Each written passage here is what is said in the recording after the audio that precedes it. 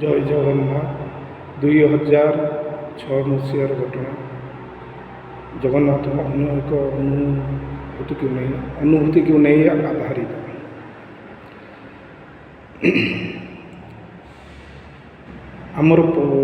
ଆମ ଗାଁର ପଡ଼ୋଶୀ ଜେଜେବାପା, ତାଙ୍କ ସ୍ତ୍ରୀ ଏବଂ 2 ନାତିକୁ ନେଇ ସହ ମୁଁ ପୁରୀ ଯାଇଥିଲି ଜଗନ୍ନାଥ ସୁନାବେଶ ଦର୍ଶନ କରିବା ପାଇଁ। ଆମ୍ଭେମାନେ ସନ୍ଧ୍ୟା 5ଟା ସମୟ ପାଖାପାଖି ପୁରୀରେ ପହଞ୍ଚିଲୁ। ପ୍ରଥମେ ଆମେ ଜେଜେମା, 2 ନାତି ଏବଂ ମୁଁ ପୁରୀ ମନ୍ଦିର ଭିତରେ ଥିବା ଦେବାଦେବୀ, ସମସ୍ତ ଦେବାଦେବୀଙ୍କୁ ଦର୍ଶନ କରିବା ପାଇଁ ମନ୍ଦିରକୁ ଗଲୁ ଏବଂ ଆମର ଯେଉଁ ଜେଜେବାପା, ପଡ଼ୋଶୀ ଜେଜେବାପା ବନମାଳୀ ପୃଷ୍ଟି, ଦଣ୍ଡିସ୍ ରୋଗ ବିଶାରଦ, ଯିଏକି ବାହାରେ ରହିଲେ, କହିଲେ ତୁ ଯା ମା ଏବଂ 2 ନାତିକୁ ନେଇ ମନ୍ଦିର ଭିତରେ ସବୁ ଦେବାଦେବୀକୁ ଦର୍ଶନ କରିକି ଆଣି।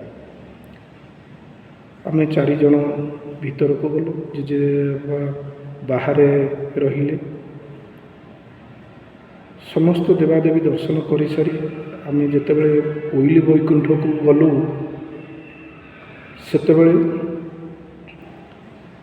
କୋଇଲି ବୈକୁଣ୍ଠ ପାଖରେ ପ୍ରବଳ ଭିଡ଼ ହୋଇଥାଏ, ଯାହାଦ୍ୱାରା ଜେଜେମା ଓ 2 ନାତି ମୋ ଠାରୁ ବିଚ୍ଛିନ୍ନ ହୋଇଗଲେ, ଅଲଗା ହୋଇଗଲେ।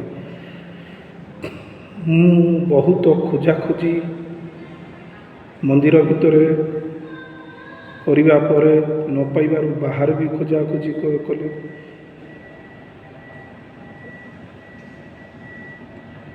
ସେମାନଙ୍କୁ ପାଇଲି ନାହିଁ। ମନେ ମନେ ଠାକୁରଙ୍କୁ ଡାକୁଥାଏ କେମିତି ମିଳିଯିବେ, ନାହିଁ ତ ଗାଁକୁ ଗଲେ ଗାଁରେ ସବୁ ଗାଳିଗୁଲଜ କରିବେ, କେମିତି 3 ଜଣଙ୍କୁ ଛାଡ଼ିକି ପଳେଇ ଆସିଲୁ। ଏହା ଭାବି ଠାକୁରଙ୍କୁ ଜଣେଇ ବାହାର ଭିତରେ ସବୁଆଡ଼େ ଖୋଜାଖୋଜି କଲା ପରେ ଯେତେବେଳେ ନ ପାଇଲି, ବାହାରୁ ଆସି ଛିଡ଼ା ହୋଇଥିବା ଜେଜେଙ୍କୁ କହିଲି ସମସ୍ତ ଘଟଣା ଏବଂ ଜେଜ ଶୁଣି କହିଲେ ମୁଁ ଯାଉଛି ଥାନାକୁ ମିସ୍ ରିପୋର୍ଟ ଦେବାକୁ। ସେହି ସମୟରେ ମନ୍ଦିର ଭିତରୁ ଏକ ହୃଷ୍ଟପୁଷ୍ଟ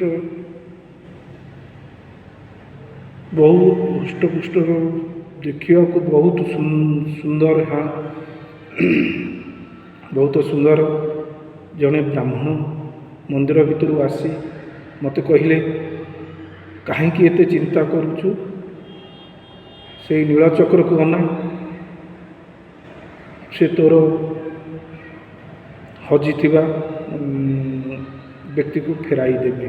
ଏଠି କେହି ହଜନ୍ତିନି। ଏହା କହି କୁଆଡ଼େ ଚାଲିଗଲେ। ମୁଁ ବି ତାଙ୍କୁ ଖୋଜି ପାଇପାରିଲି ନାହିଁ। ସେଇ କହିକି ଯିବା ସମୟରେ ହଠାତ୍ ଆମର ଦୂର ସମ୍ପର୍କୀୟ ବନ୍ଧୁ ଫୋନ୍ କଲେ କି